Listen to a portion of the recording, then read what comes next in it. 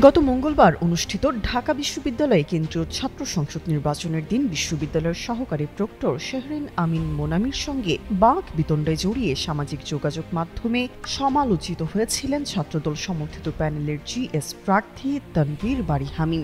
ভোটের দিনের উত্তপ্ত পরিস্থিতিতে এক শিক্ষিকার সঙ্গে তার এমন আচরণ নিয়ে মিশ্র প্রতিক্রিয়া তৈরি হয়। অবশেষে এক টক শোতে এসে তিনি সেই ঘটনার জন্য অনুতাপ প্রকাশ করেছেন এবং শিক্ষকের কাছে ক্ষমা চেয়েছেন। বৃহস্পতিবার রাতে ফেস দ্য পিপল নামের একটি ইউটিউব চ্যানেলের টক শোতে অংশ নিয়ে হামিম বলেন, নির্বাচনের দিন একাধিক অনিয়ম ও পক্ষপাতিত্বের অভিযোগের পরিপ্রেক্ষিতে তিনি মানসিকভাবে বিক্ষুব্ধ ছিলেন।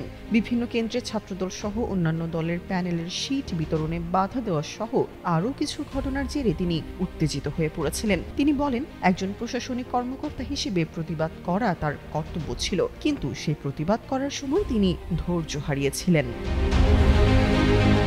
হামিম জানান, একজন প্রশাসনিক কর্মকর্তা হিসেবে তিনি প্রতিবাদ করেছিলেন। তার সঙ্গে শিক্ষকের সম্পর্ক অত্যন্ত ভালো ও শ্রদ্ধাকর, তবে একজন প্রশাসনিক কর্মকর্তার সাথে যেভাবে প্রতিবাদ করা উচিত তিনি সেভাবেই করেছেন।